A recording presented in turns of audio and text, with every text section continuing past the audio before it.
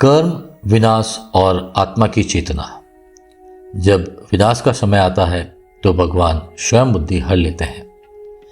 जब बुद्धि छिनती है और विनाश अवश्यंभावी होता है, जब किसी का विनाश निकट आता है तब मैं उसकी बुद्धि छीन लेता हूँ। यह वचन श्री कृष्ण का है। महाभारत के समय विशेषकर दुर्योधन, शकुनी, कर्ण जैसे पात्रों के संदर्भ में जब धर्मराज युधिष्ठिर ने श्री कृष्ण से पूछा, इतने संत महात्मा, वेदवाणी, स्वयं आपका उपदेश, फिर भी दुर्योधन क्यों नहीं बदला? श्री कृष्ण ने उत्तर दिया, जब किसी प्राणी का विनाश निकट होता है तब मैं स्वयं उसकी विवेक बुद्धि हर लेता हूँ, जिससे वह ऐसे कर्म करता है जो अंततः उसे नीचे गिराते हैं। यह कैसी लीला! यह माया शक्ति की चरम अभिव्यक्ति है। ईश्वर केवल प्रेम और करुणा नहीं है, वे न्याय और संतुलन के भी स्वामी हैं। जब कोई आत्मा अत्याचार, अहंकार, लोभ और अधर्म के मार्ग पर चेतावनियों के बावजूद आगे बढ़ती है तो ब्रह्मांड उसके कर्म चक्र को विनाश की दिशा में मोड़ देता है, जहां विनाश ही मार्गदर्शन बन जाता है। बुद्धि हरने का अर्थ क्या है? व्यक्ति का विवेक नष्ट हो जाता है, उसे सही और गलत में अंतर नहीं दिखता, वह अपने कुकर्मों को ही धर्म समझता है, वह शुभ पर संदेह करता है और अशुभ को समर्थन देता है।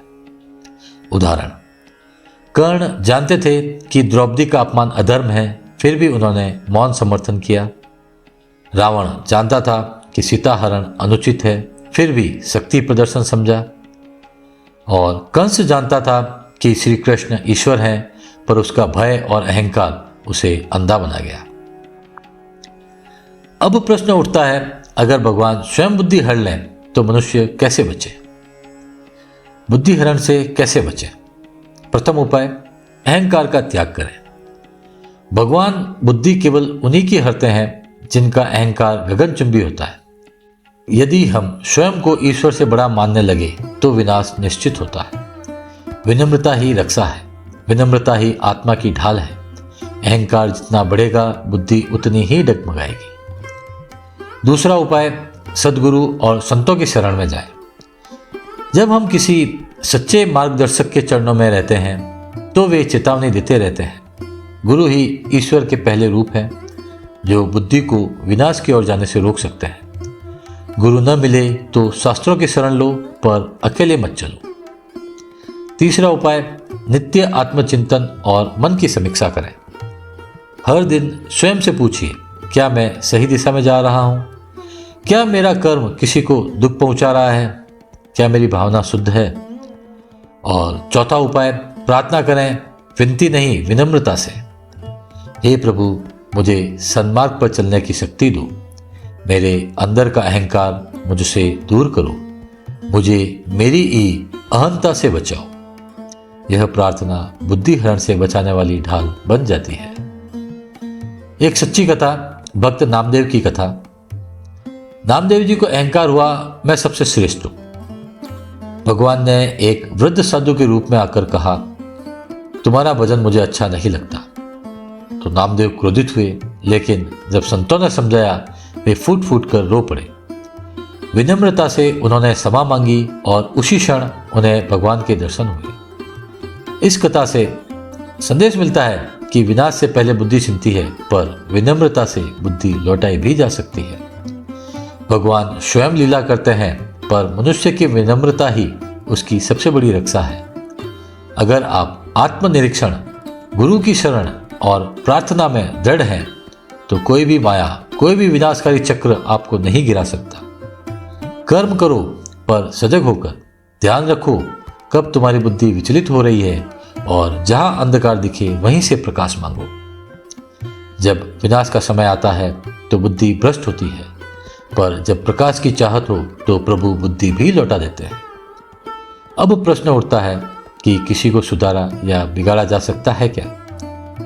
किसी का कुछ भी और किसी को भी सुधारा या बिगाड़ा नहीं जा सकता जब तक उसका कर्म न बदले, क्योंकि जब तक उसके कर्मों की ऋतु नहीं बदलती तब तक परिवर्तन संभव नहीं है। उसका कर्मफल ही उसे बदलने नहीं देता। जैसे बीज को अंकुर बनने में समय लगता है, वैसे ही अधर्मी कर्मों को पकने की भी एक अवधि होती है। ब्रह्मांड का नियम कोई तब तक नहीं बदलता जब तक उसके कर्मों का समय नहीं आता। जैसे सूर्य तभी उगता है जब समय आता है, बीज तभी फूटता है जब पर्यावरण अनुकूल हो, वैसे ही मनुष्य का परिवर्तन भी एक आध्यात्मिक ऋतु की परीक्षा करता है। जब शुभ कर्मों की ऋतु आती है तो आत्मा स्वयं परिवर्तन की ओर खींचने लगती है।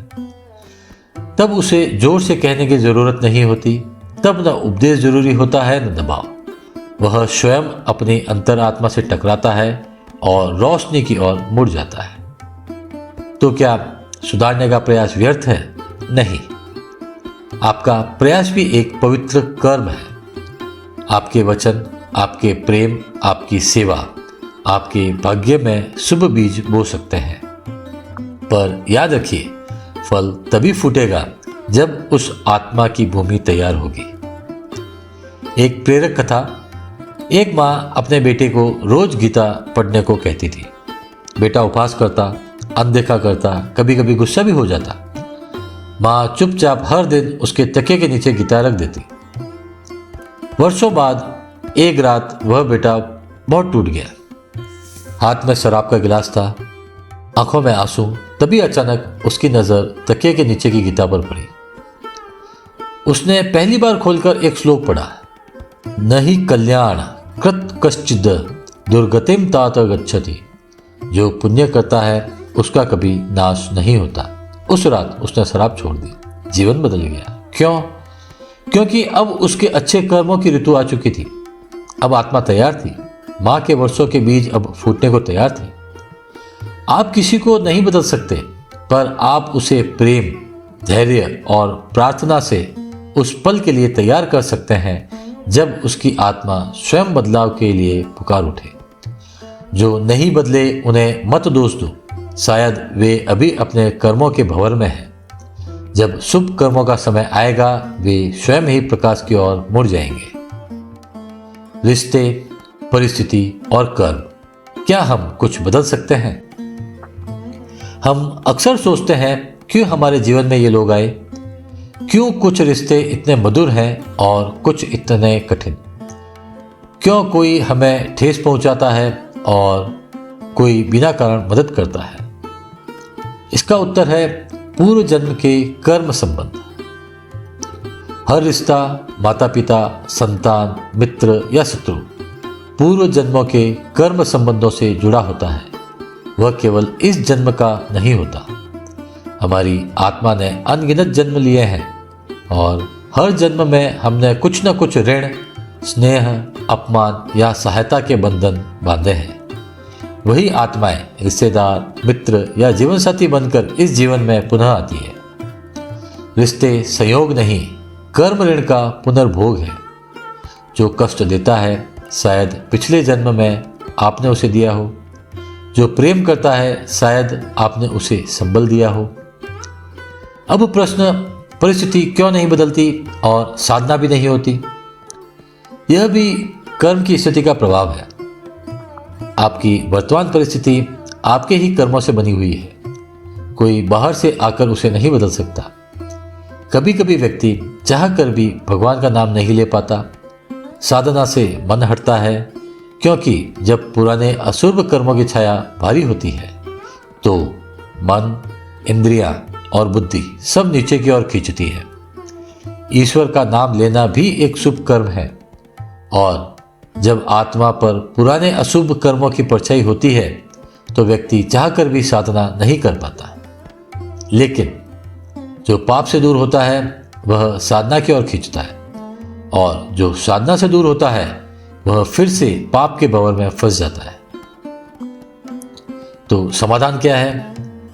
परिस्थिति से नहीं, स्वयं से शुरुआत करें। जो अभी हो रहा है उसे आप नहीं रोक सकते, लेकिन जो आगे होगा उसका बीज आज बो सकते हैं। अब प्रश्न है, ग्रह, नक्षत्र और कर्म एक विज्ञान। इसके बारे में कई लोग पूछते हैं, क्या मेरी कुंडली, मेरी दशा, मेरा भविष्य पहले से तय है? इसका उत्तर है आपकी कुंडली आपके पूर्व कर्मों का लेखा जोखा है।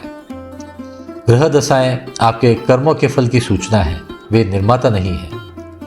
जैसे थर्मामीटर ताप दिखाता है, वह बुखार नहीं लाता, वैसे ही ग्रह दशाएं सिर्फ कर्मों का फल दिखाती है। बुरा समय क्यों आता है? क्योंकि पुराने कर्मों की वसूली हो रही होती है। तब आप कुछ भी करें, वह तात्कालिक रूप से परिस्थिति नहीं बदलता। तब पूजा पाठ का क्या उपयोग? बुरे समय में की गई पूजा तत्काल फल नहीं देती, पर बीज जरूर बनती है। आज किया गया एक मंत्र, एक आंसू कल चमत्कार बनकर लौट सकता है।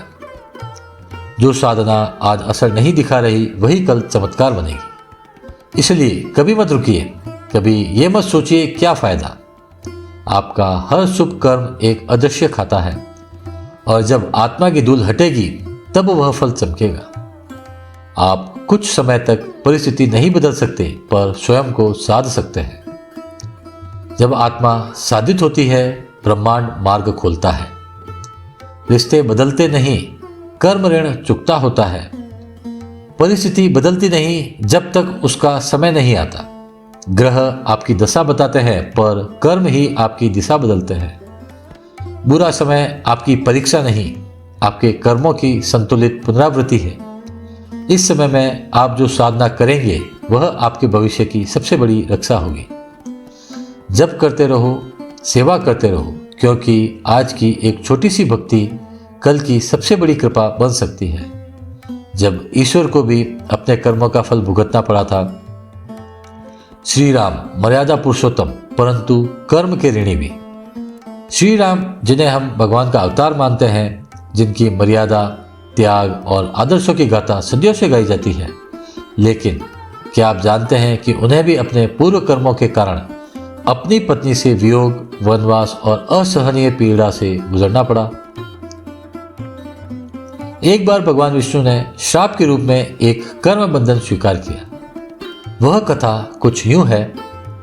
भगवान विष्णु ने अपने सुदर्शन चक्र से भृगु ऋषि की पत्नी का वध कर दिया था, जो एक असुर की बहन थी और यज्ञ में बाधा बन रही थी।